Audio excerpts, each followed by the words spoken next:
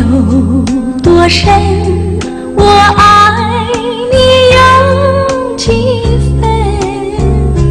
我的情也真，我的爱也真，月亮代表我的心。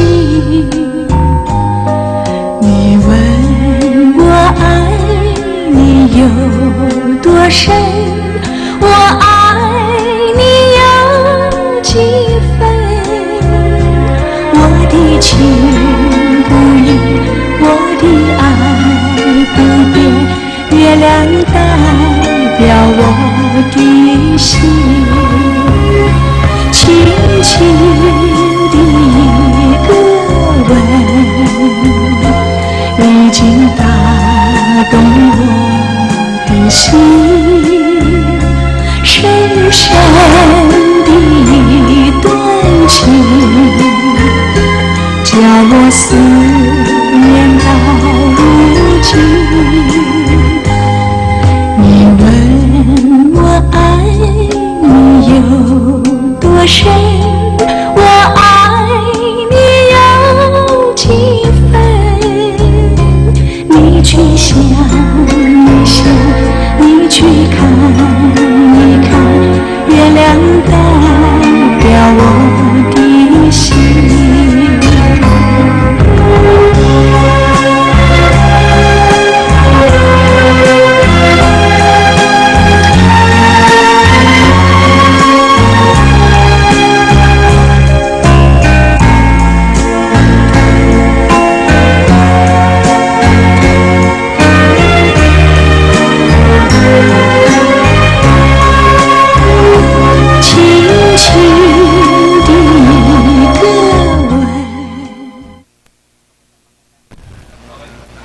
Magandang hapon ho, alas 2 at alas 3 na naman hapon tayo every Wednesday dito sa Chinoy Public Service. Ang ating programa ay sa may 2897 FB Harrison Echa, Corner Echa FB Harrison. Tayo po ay mapapanood sa WWAScreen TV channel Kakampi online. At ang ating telepono 553-8656-7885 63607 sa ngalan ni Penny Gutierrez at ang ating technician si Annalyn, Fatima at Ami. Magandang hapon sa buong Pilipinas, Luzon, Visayas, Mindanao. Sa hapon na ito ay makakaroon tayo ng interview portion with the Public Information Office ng PNP, si Leonardo Carlos. Nakontak mo na. Okay, habang mag-prayer muna tayo ang ating tuktugin. Thank you. Prayer muna.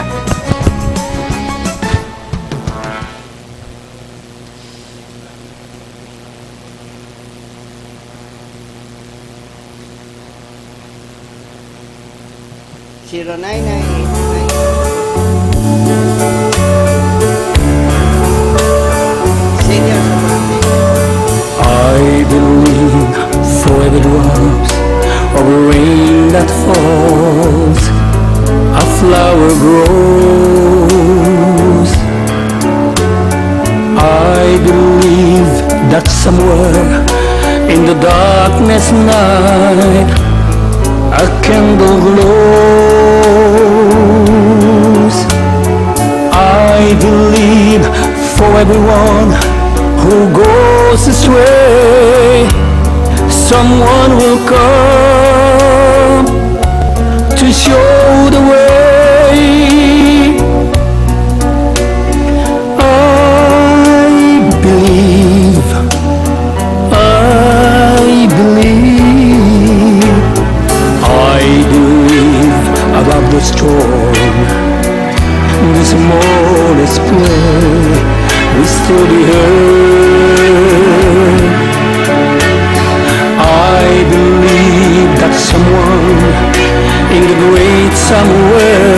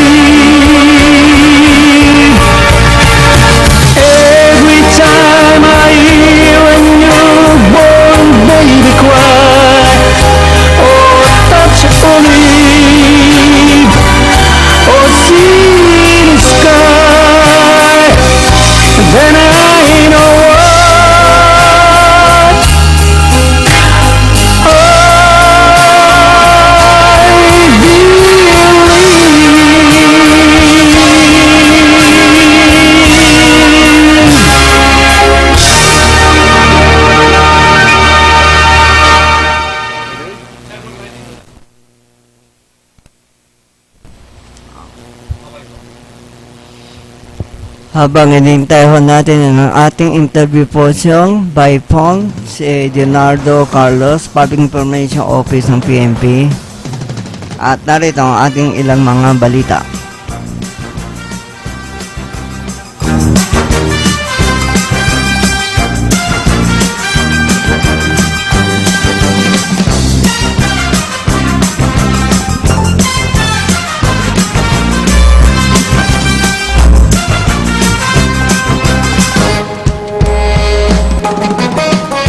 Pinoy, pinayagan na mangisda ng China sa WPS, West Philippine Sea.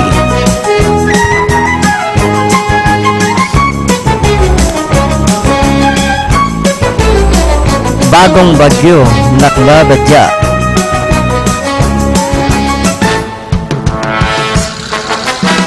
Libreng HEPA B consultation.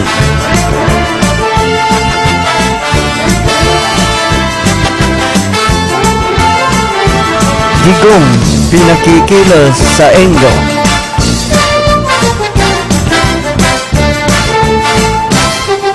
Narito ang ating balita. Pumayat na ang China ang pumalaot sa Scarborough Shore or Pahalak Shore sa West Philippine Sea. Ang mga mangingisda Pinoy matapos ang pakiusap kamakalawa ni Pangulong Rodrigo Duterte ayon kay Presidential Spokesman Ernesto Abella.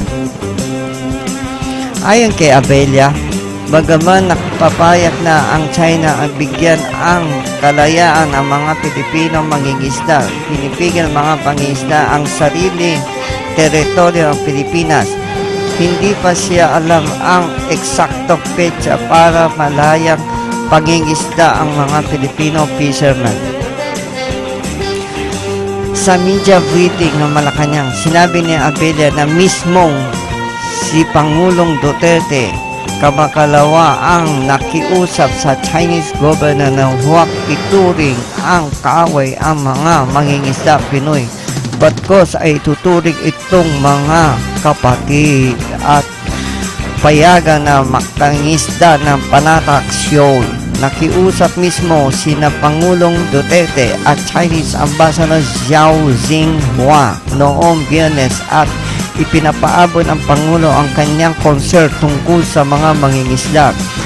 That is exactly one thing na inilapit ang Presidente, to treat our people not as enemy, that let us not be adversely, but instead that we are friends. Parang ganun to. Allow them to be able to feast. They are maybe kings in the relationship. There is a positive opening. There is a window of opportunity, he said. I don't know about exact date kung pwede, but nailalapit niya ang sabi naman nila o dagdag pa ni Abella.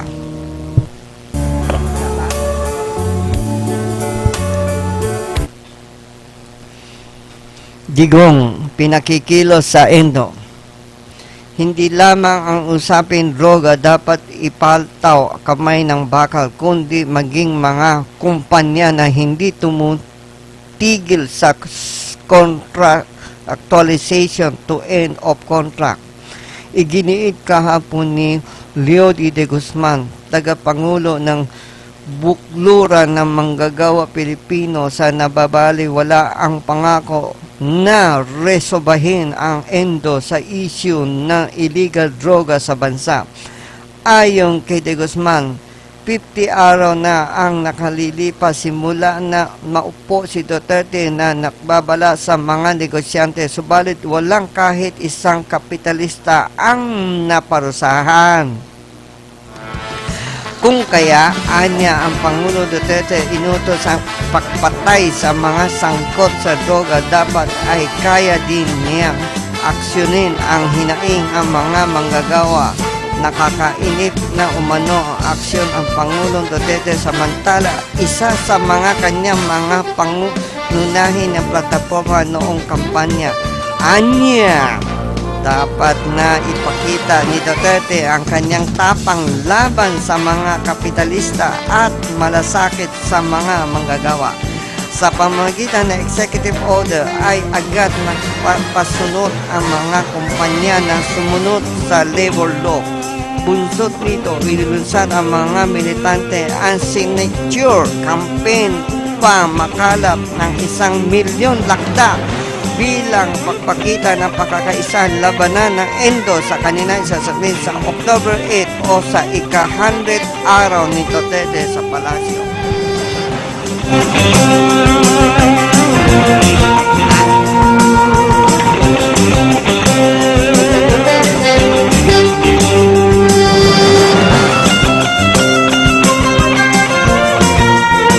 Bagong bagyo, nagbabadya.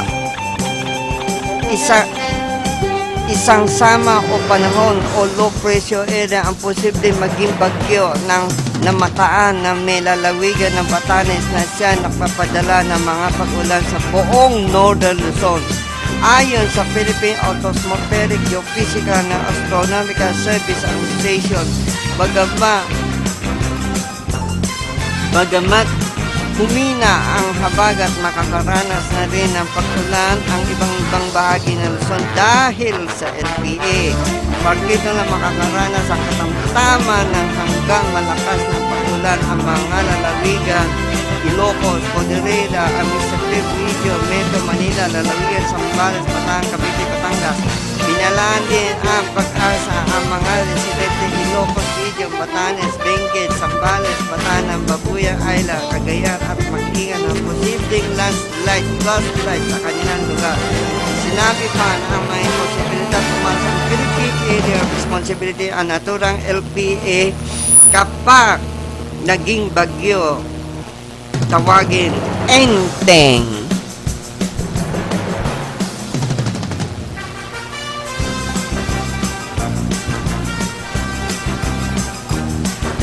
Libre HEPA-B consultation. Ang HEPA-B ay isang uri ng inspeksyon sa dugo na nadudulot ng seryosong implikasyon ng atay. Bagaman walang anuman naramdaman ay isang taong meron ang virus sanhi na HP at patuloy sumisira sa idula. Ang maaaring mauwi ang tuluyang pagkasira atay ang naging sanhi ng kamatayan. Hepatitis B sa 100 times more infection than the deadly AIDS. At ayon sa mga tala, halos 70% na apektado ang HEPA-B ang buong mundo. Kaya naman ang Lisada KLG Corporation ay patuloy kanila matagumpay pagkakalaban sa pagdinig karamdaman. Para karagdagang impormasyon na maaring tumawag sa telephone bilang 400-3488-736-7732 o CP number 0285019519 o 091770194992. Hanapin si Mrs. Digna C. Lisada.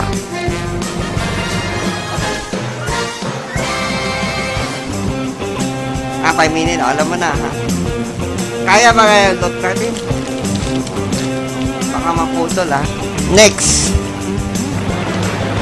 Wala music, ha? 6 na tumba sa operasyon sa Manila. Sunod-sunod na bumalakta ang ibang lugar sa Manila. Ang 5 hindi pa nakikilalang ang kalalakihan na isinagagawa ng drug operation ang mga tawa ng Manila Police Station sa loob lamang ng halos 8 oras.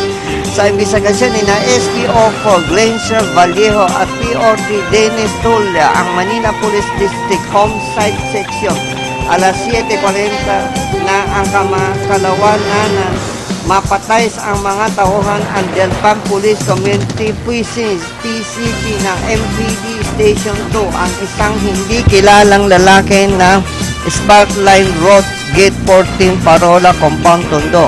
Inilalarawan ang suspect ay nasa edad ng 20-25, nakasuot na itim na maong pam, may taas na 5 sleeve beard at may tato na gosaing alonto sa katawan. Makalipas na halos 2 oras ay nakaengkwentro ang napatay naman ang mga tauhan station na anti-illegal drug. Ang MPD Station 2, Trinidad, Colonel Lacson Street, Barangay 96 Tondo na ikalawang suspect si Ernesto Salping Jr. alias Weng 37, Silente Rojas Street, Barangay 102 Baigtas, Tondo. Nasa drug watch list ang mga pulis na salinting. Napatay naman ang mga tauhan ng MPD prisons po ang 2 hindi nakikilalang suspect malapit nito sa release ng friend ng Buenos Aires, kanto ng Route 10 at Sampaloc, Manila na manglaman na matapos na aktuhan na nagpapatsesyon ng dakong alas 2:20 na madaling araw. Tinataya ang kapwa na sa edad na 30-35 katamtaman ng mga pangatawan na isa ay may taas na 5'7", habang ang isa naman ay may taas na 5'4". Samantala, inaalam pa rin naman ang ating mga otoridad ang pagkakakilala ng isang lalaki na patay na naman mga pulis ang isang operation sa Jose Abasanta Canto Quiricada 6 sa Tondo, Dakong alas 2:30 madaling araw. Inilarawan naman ang suspect ay taas na nasa 35 hanggang 40 anyos, nasa 5 parang taas. Nakasuot ng jersey, t-shirt, short, katamtaman, laki ng pangatawan. Nakuha mga pulis mula sa suspect na 25 plus 6 sachet na shabu at 5 ibang uri ng baril. Tuloy pa rin? Sabi niya after 5 minutes? After 5 minutes? Sige. Tanot utas sa tanden. Isang barangay tanod ang pinakbabaril hanggang mapatay na hindi pa nakikilalang riding in tandem sa Pasig City, Kamakalawa ng gabi. Ang biktima ay kinikilalang si Renante Nudo, 46, Barangay Manggahan, Pasig City. Ang pagmamaling biktima ay naganap dakong alas 10:25 ng gabi, West Bank Road, Bagong Rosario, Pasig. Sa imbestigan ng PO3, Rex Paigar, napatid na mga biktima ay kaibigan na ito si Joseph Vitaria. Sakay na motosiklo ng dikitan sila ng mga suspect. Ang kapwang nakabonet na walang sabi-sabi ay pagbabarilin ang biktima. Matapos ang pamamaril na tiyak na ang patay na ang biktima ay agad na tumakas sa mga suspect at hindi naman sinaktan ang Bitara. Napatid na ang tanod ay kabilang ng drug watch list sa kanilang lugar. Nagpapasagawa pa ang masusing investigasyon ng pulis para matukoy at madakip ang mga salari.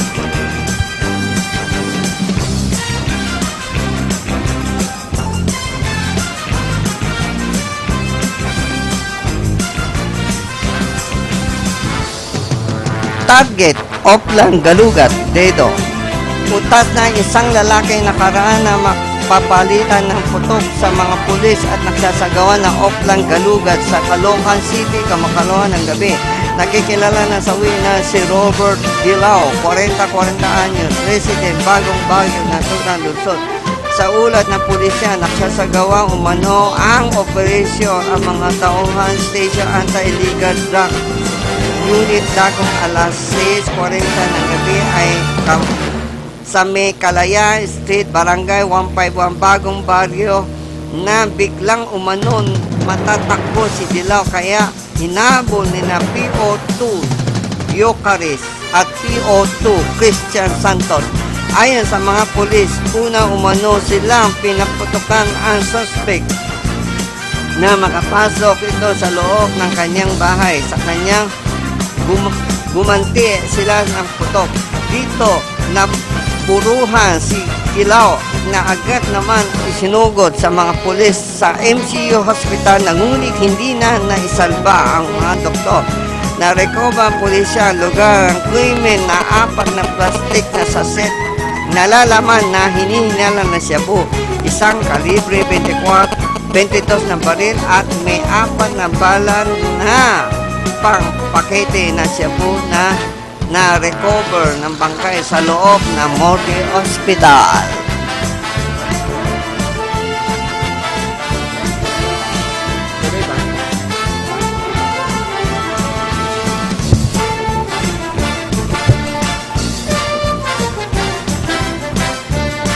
pamilya ng suicide na SPG.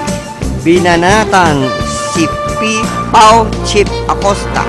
Naglabas ang mga samang loob ang pamilya ng suicide na si PO3 Jeremiah De Villa, membro ng Highway Patrol Group na kapatay ng isang motorista dahil sa umano na hindi patas ang mga pahayag ng Public Attorney Chief Persida Acosta. Naglabas ng statement ang pamilya De Villa sa binasa ng kanilang abogado na si Attorney Maritoni Resurrección. Pagkatapos ay dinalaw sa pagdinig sa DOJ kanina. Si De Villa ay sinasabi niya tumalon mula sa ikatatlong palapak ng gusali sa loob ng Campo Crame noong nakalipas na Sabado. Sa statement ng kanyang pamilya, sinabi nila na naririnig si De Villa na fax pinces na nagugunya kaya siya nakapaksa ilalim dito sa jurisdiction na PNP, NBI na Colcom at DOJ kaugnay sa pagkamatay ni John De Villa Riarte sa nabaril habang siya ay sakay ng police mobile noong Hulyo. Pero hindi umano handa ni De Villa ang pagkatake ng PAOS at tinatawag nila na public persecution. Nang dahil umano ng irresponsable pahayag ni Acosta sa media, nakakaramdam ng pagkapapiya na pinilit ni si De Villa pati ang mga kanyang pamilya at ang institusyon ang kanyang kinabibilangan. Kaugnay dito, humiling ang pamilya De Villa na imbestigahan umano ang pagmamalabis ng PAO at dapat daw sana ay tumatalima sa pagtungkulin dito na maging peaceful maker at umakto na may integridad at patas. Samantala, dumalo sa pagdinig kanina ang isang responde na si PO2 Joby Macnon. Sa nasabing pagdinig, nagsubmit na manifestation ang abogado ang mga responde na hinihili basura ang reklamo labang kay De Villa dahil siya ay pumanaw na. Nakhaing naman ang PAO ng 14 na pahina reply kung saan kanilang giniit na may batayan para akyat na korte reklamo mula lugar kay Manong. Binigyan naman ni Assistant Prosecutor Diyos ng kampo na meron na para magsubmit ng rejoy hanggang September 9. Okay na? Narito ang ating napakaswerte ho tayo. Sa hapon natin meron tayong public information mula sa PNP Chief Senior Superintendent Leonardo Carlos. Habang hinihintay ang ating technician si Annalyn, may interview portion ho tayo sa ating Senior Superintendent Leonardo Carlos. Game na? Okay na? Paano nga naman kung kay Gilbert, siya yung magmamanage. Kay Gilbert, Sira, communication natin.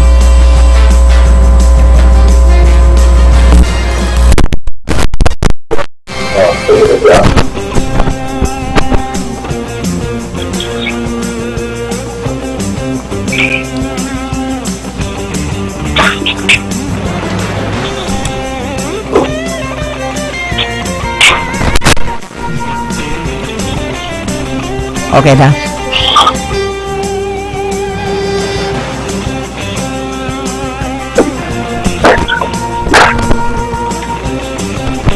Okay, habang hintay natin ang ating interview portion kay Leonardo Carlos, Senior Superintendent.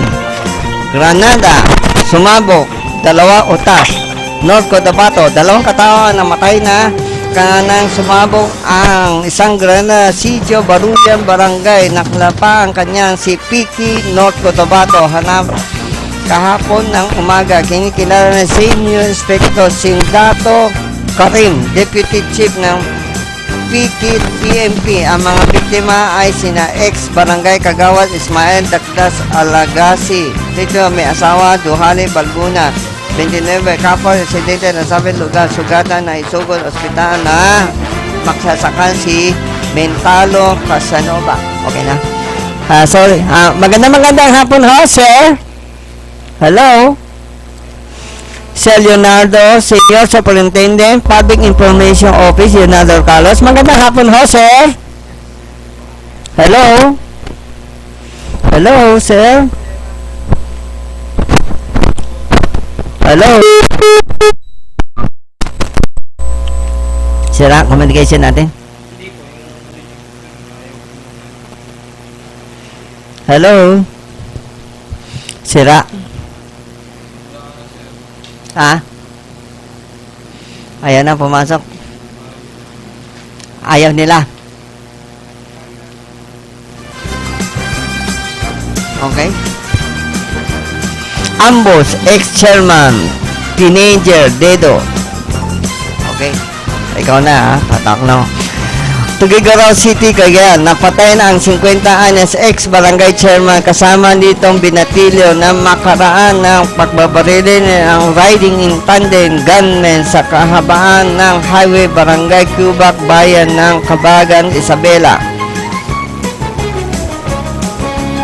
Napatay na si ex-chairman Roque Dacmacnan Jr. 50 at Jesus Lasso 18, kapwa nakatira sa barangay Anaunan ng bayan ng San Pablo. Ayon sa investigasyon na patungo ng kahayan ng Kabangan, ang mga biktima ay naangkas sa motosiklo na harangin ng titali ng tandem na recover na dumagana na isa caliber 9mm pistol na 2 magasin at bala. Sinisilip ang pulisya ang anggulo ang kinikindala ng politika pakmamarid dahil aktibo nangangampanya si Damagan kaysa San Pablo Mayor Antonio Migro noong nakalipas na eleksyon at nadamay lamang ang kasamang teenager. Tuloy. 17 anyos, nanay, dinedo ng anak.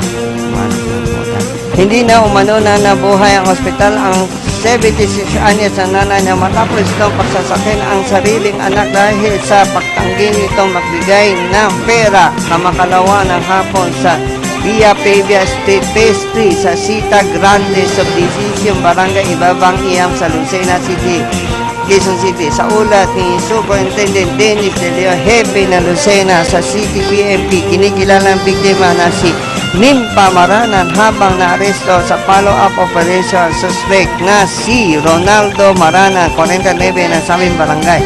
Sa investigasyon ng pulisya, dakong alas 4:50 na hapon ay dumating ang suspect sa kanilang bahay at humingi ng pera ang kanyang ina. Gayunman, tumanggi ang matanda kaya nagalit ang suspect at sinagawa ng krimen. Nadakip naman ang operatiba ng SWAT na suspect sa bahay ng kanyang kaibigan sa barangay po. Ayon sa mga kapitbahay, malinis sakta na ang anak ang kanyang ina kapag ito ay sinasabing salanggo sa alak at droga. Yan na, oh.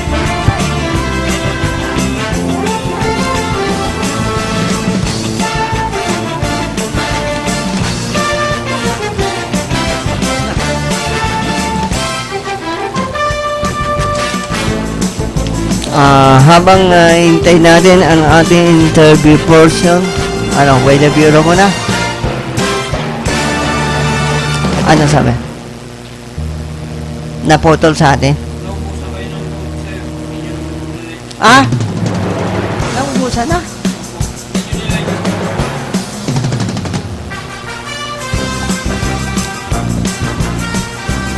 Di pa. Doon pwede mag-load ako ulit. Okay?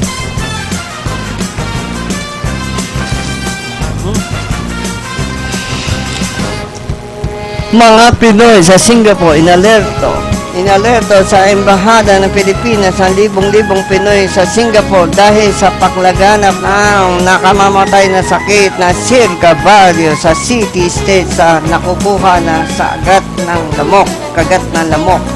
Base sa report na discovery ang Singapore official na may 41 katao ang kanilang mamayan ay tinamaan ng Zika virus. bunsod dito na patupad ang paghihigpit ang Singapore government kanilang mga komunidad gumagawa mga hakbang upang mapigil ang pagkalat ng virus matapos may tala ng 41 locally transmitted cases na karamihan umano na tinamaan ng Zika ay ang mga dayuhan construction workers. Nagsagawa na ang insecticides ang fogging operation ang National Environment Agency na Singapore apektado distrito kung saan ginalugat at sinuri ang mga palikuran at lugar na maaaring pamahayaan ng mga lamok. Ang mga may-ari ng bahay na makikita na naklipa na ang mga lamok ay maaari pakumultahin ng hanggang $3,700 ayon kay Foreign Affairs Charles Jose. Wala na ang Pinoy mula na kabuuan ng 175,000 na sa Singapore ang naiulan na kabilang mga dayuhan tinamaan ng Zika virus.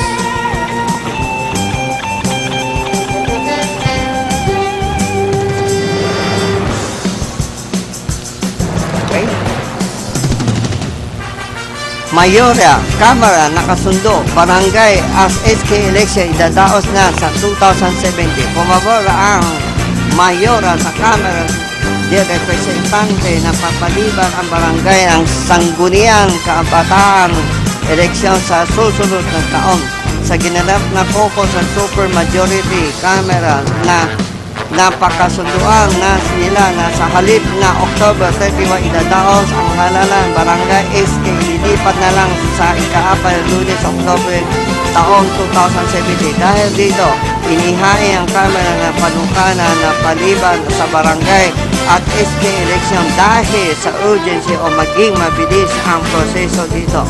Paliwanag na si Jose Majority Leader Rodolfo Parina sa Lunes na makakaroon na ang meeting ang committee ng surprise sa pinamunuan ni SIVAC Party List Representative Sherwin Tukma upang makapaglabas na substitute bill na para paksa sa imaheng sulat na panukala na naunan rin na inihinaing para sa mga pagpapaliban ng eleksyon.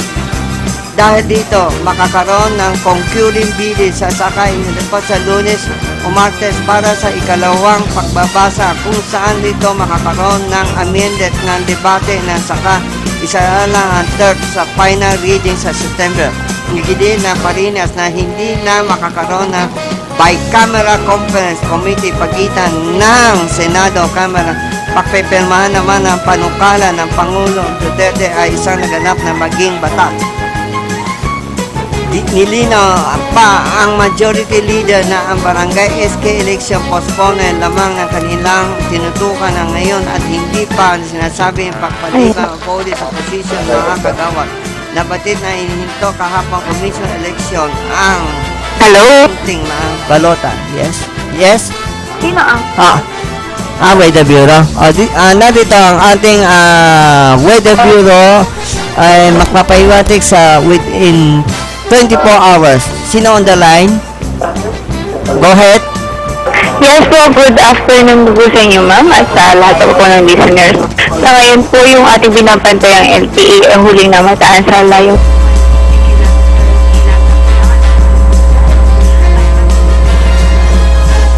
Sa katamtamang mga pagulan sa mga isla ng Batanes, Calayan at Babuyan. Samantala, dito naman sa Ilocos Region, kasama na po dyan ang lalawigan ng Benguet, Cagayan at Zambales at Bataan ay southwest monsoon pa rin po yung hanging habagat ang patuloy na nakaka-apekto po dito. Samantalang sa Kamaynilaan naman at nalalabing bahagi pa ng ating bansa ay maaliwalas naman po ang may expect nating weather for the rest of this day, maliban na lamang sa mga pulupulong mga pagulan o pagkidlat sa kulog. Sa ngayon ay wala po tayong gale warning na nakataas sa anumang bahagi pa ng ating mga baybayang dagat, kaya pwede naman po na pumalaot ang ating mga kababayang mangingisda sa araw na ito. Yan ang latest mula dito sa Pag-asa. Ito po si Lori de la Cruz. Thank you very much. Okay. Tuloy pa din natin na tayo. Malabo.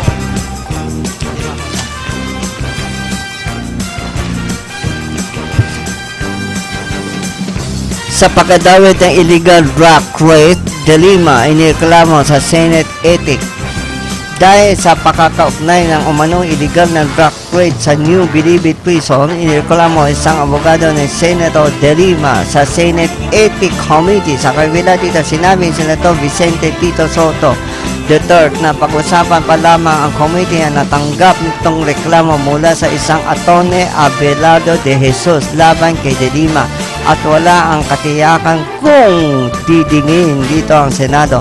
Kahapon ay nagsagawa pa ang isang closed-door meeting ang committee kung saan ay ipinamamahagi lamang ang mga membro ng kopya reklamo kaugnay na umano ng illegal na droga. Possible na naman hindi tumuon ang pagsisiyasa sa isyu na immorality at ibinabato ng Pangulong Duterte laban kay De Lima dahil sa naging relasyon umano dito sa driver, bodyguard niya at si Ronin Daya. Bukod kay Soto, dumalo niya ang organization meeting ay sina Senator Gringo Honasan, Ping Lacson at Risa Montevero. Samantala, sa isang hiwalay na panayam, sinabi ni De Lima na hindi na siya nakikita na reklamo at hintayin niya ang lamang niya ang kung ano ang magiging pasya ang committee. Sinabi ni De Lima na tiyak nitong isang namang na harassment tactic ang nasabing reklamo laban sa kanya. Ibinunyag ni De Lima na nakakaranas siya ngayon ng ilang uri na harassment pero tumanggi siyang tukuin kung ano ang mga ito. Tiniyak naman ni Senate President Aquilino Coco Pimentel III na hindi makapa-apekto ang Senado ang nangyari world war sa pagitan ni na Pangulong Rodrigo Duterte at Senador Laila De Lima.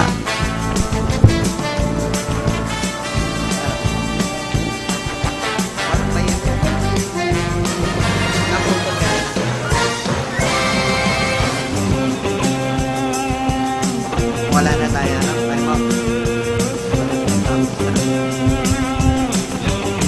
Napatay sa drug war, 895 na. Umabot na sa 895 na tao. Umano na yung puso napatay sa pinakaikting anti-drug law sa Philippine National Police sa bansa. Ayon kay PNP spokesman Superintendent Leonardo Carlos, ang nasabing bilang na itala mula sa Hulyo 1, unang araw ng panunungkulan ni Pangulo Duterte hanggang alas 6 ng umaga ditong Agosto 30. Gayunman, napatay na 895 drug puso ay hindi pa ito kabilang ang mahigpit 1,000 biktima summary execution na ayon sa pulisya ay kagagawa ng kanilang mga kasamahan sa sindikato sa droga na mga napapatayan. Sinabi ni Carlos na sa 12,913 naman ay nasakoting ng mga drug puso sa siri na operasyon ng mga otoridad. Inihayag pa ni Carlos, umabot naman na 626,368 ang mga nasusukong mga drug personality. Kabilang ito ang 585,304 na drug user ay nasa 41,064 na drug user. Sa siri ng operasyon ng PNP, nasa 800 plus ang naisilbi mga warrant of arrest habang nasa 555,018 ang nakatok na mga kabayan sa Oplan Tokang sa ilalim na Oplan double barrel. Okay? Wala na, tapos na. Ano, ay music na, wala Wala na. Tapos na lahat. Habang hintay natin ang interview version with the Public Information Office, Leonardo Carlos ng Portal ng Communication, dahil tumawag tayo na malapit na interview, bigla na putol. Bago lahat, kanta muna tayo. Tapos na ang mga balita Okay? Okay, pasalastas.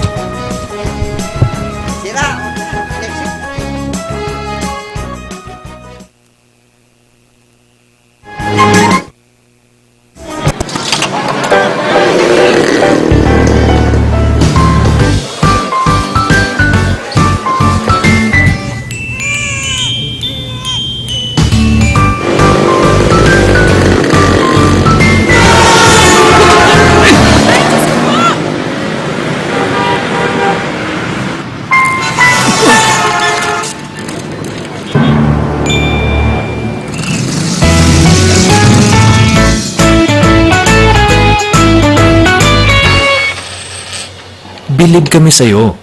Sa tuloy-tuloy mong hulog sa SSS, protektado ka at yung pamilya. Mag-member na. Ito na, kalusugang pangkalahatan. Binibigyang halaga nito ang pagkakaroon ng PhilHealth Card ng bawat Pilipino. Kapag may PhilHealth Card, tiyak na makakatanggap ka ng maayos na serbisyong pangkalusugan.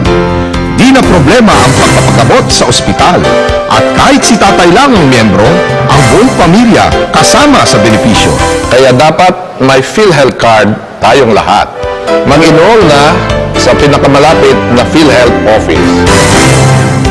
Pabahay ang pangunahing benepisyo ng Pag-ibig Fund. Pero marami sa atin ang may pangangailangan sa kalusugan, edukasyon at pang-araw-araw na buhay. Kaya ngayon, may Pag-ibig Loyalty Card. Sa Loyalty Card, maraming gamot, mas mura. Tuition fee, mas mababa. At LPG, bawas presyo. Simula pa lang ito, ng maraming dagdag ginhawa ng Pag-ibig Loyalty Card. Patunay na naman, sa pag-ibig ang pinaghirapan, may katuparan. OFW ka ba? Siguraduhing OWA member ka paglabas ng bansa. Sa OWA, mabibigyan ka ng proteksyon, pati na ang iyong pamilya at laging nakatutok sa kalagayan at kagalingan ng mga miyembrong OFW bago umalis ng bansa hanggang pagbalik. Ang OWA ay may welfare offices sa 17 rehiyon sa Pilipinas. Para sa karagdagang detalye, makipag-ugnayan lamang sa OWA 24/7 hotline sa mga numerong 551-1560, 833-6992 o kaya ay maglagon sa www.owa.gov.ph. Here's why thousands of Pinoy send money with Transfast.com. Napakataas ng exchange rate ng Transfast. Sa mating padala ko, my family gets more. Kaya may extra budget si Mrs. Kahit nasa Tuguegarao pa nakatira ang kapatid ko, he can still pick up cash. Transfast has thousands of locations sa buong bansa. For sure, alam nila ang ginagawa nila. Bakit ka pa magtitiwala sa iba? Mag-Transfast ka na. Send money today with Transfast.com.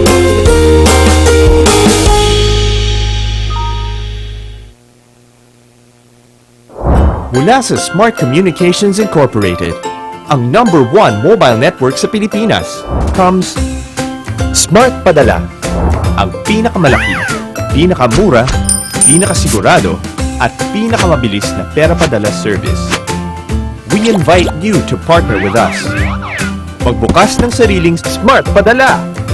Gamit ang cellphone o computer, kumita ng 20 to 50,000 pesos kada buwan. No franchise fee. Maliit na puhunan. Kami pa bahala sa pag-promote ng business mo. Sing bilis ng text ang padala ng pera. Sa pinakamababang halaga, sa kahit sinong may cellphone. And be part of the preferred choice ng pera padala sa buong Pilipinas. Kumita ng extra. Magbukas ng sariling pera padala ngayon. Tumawag na sa 845-7777 or 15177 from your mobile phone. Or visit www.smartpadala.ph/piapadala.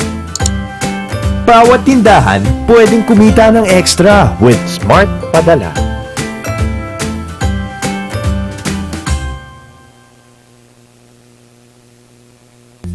Ang ating mga dating bayani matatagpuan sa pera, sa mga libro, o kaya sa mga monumento.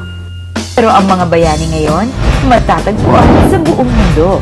Mapa Hong Kong, Saudi, Europe, Amerika, Canada, at sa napakarami pang bansa. Halos lahat tayo may magulang, asawa, kapatid, kamag-anak, kaibigan, kakilala na overseas Filipino worker. In short, OFW. Sila ang mga bagong bayaning Pilipino, ang ating mga Global Pinoy. At para sa kanila at sa kanilang mga pamilya, merong SM Global Pinoy Program. Handog ng SM Cares ng SM Supermalls. Madali lang maging member ng SM Global Pinoy Program. Magpunta lang sa SM Global Pinoy Centers at isubmit ang mga kinakailangang requirements at membership fee. Kukuha ang SM Global Pinoy membership card almost instantly na may kasama kaagad na special gifts. At ang bawat miyembro pwedeng magkaroon ng SM Global Pinoy card na ngayon ay lalo pang pinalakas ng E+. Ngayon, ito ay reloadable, tap-to-pay, cashless payment card na magagamit sa SM Supermalls. Convenient dahil hindi na kailangang magdala ng cash para magbayad sa napakaraming establishments, kagaya ng SM Centers and Stores. food outlets at restaurants, at marami pang iba. At pwede rin itong i-reload sa SM, sa ATM, at via cellphone. Kasama pa rin syempre ang mga dati pang perks and privileges ng Global Pinoy Card, kagaya ng access sa SM Global Pinoy Centers. Pwedeng mag-remit, mag-click ng pera, makitawag, maki-internet, maki-charge ng cellphone, habang umiinom ng special drinks. Sa madaling salita, special treatment. Marami pa ring exclusive perks and privileges at access sa mas marami pang special events ng SM. Worth it maging bayani. Sulit ang lahat ng sakripisyo. Sa SM Global Pinoy, welcome ka dito!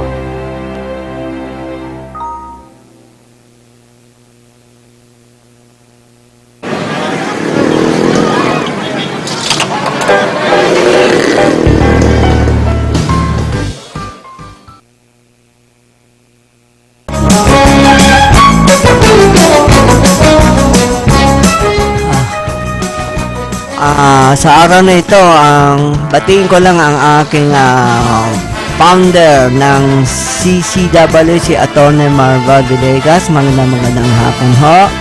At ating Bishop Alex Sonyo at si Mercy Madaloso, ang ating presidente ng CCW. Magandang hapon ho.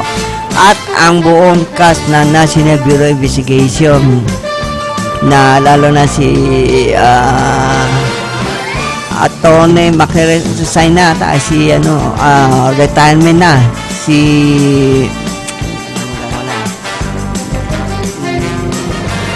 Atty. Efrain Meneses. Magandang hapon ho. At Deputy Director Arugay at ang ating butihing Mayor ng Manila ay si Mayor Joseph Estrada. Ang kanyang aide nanonood sa press, si Diego Catalan. Magandang hapon ho. At matatapos natin programa sa ngalan ni Faye Nicodemus. Maraming salamat ho. At ating technician, si Annalyn, at si Ami, at si Fatima. Maraming salamat ho. Maybe next week makakaroon tayo ng interview dahil may konting trouble ang ating communication with Public Information Office. Leonardo Carlos ng Senior Superintendent. See you on next week. Sana magdasal tayo na maging matahimik ang buong pamilya at sana maging matiwasay ang buong Pilipinas. Maraming salamat ho sa inyong lahat sa pagtangkilik ang aking programa sa Chinoy Public Service. Kung meron naman ang konting pakakamali ang ating gawang ating programa, humihingi ako ng paumanin. At kung meron kayong anong suggestion o may hinanaing o panawagan, pwede kayo tumawag sa 553-8656 o meron kayong suggestion kung ano ikabubuti ang ating programa sa Chinoy Public. Sa mga Chinoy, happy day. Okay? Sana magtulungan tayo ang mga Chinoy sa bansang Pilipinas.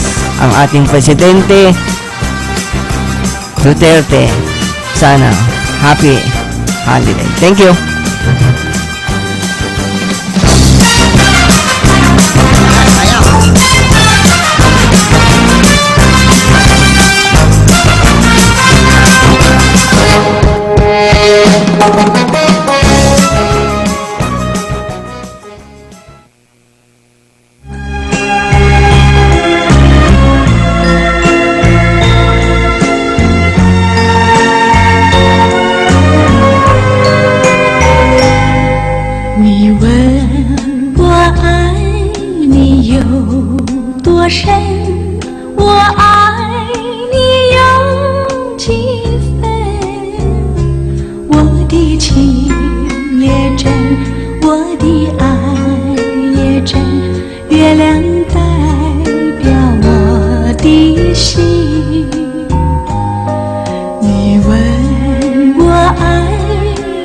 有多深，我爱你有几分。我的情不移，我的爱不变，月亮代表我的心，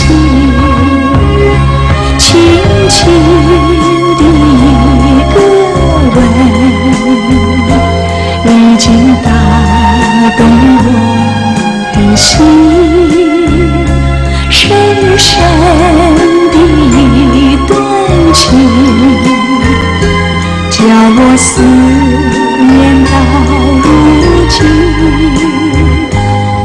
你问我爱你有多深，我爱你有几分，你去想一想，你去看一看，月亮代表我的心。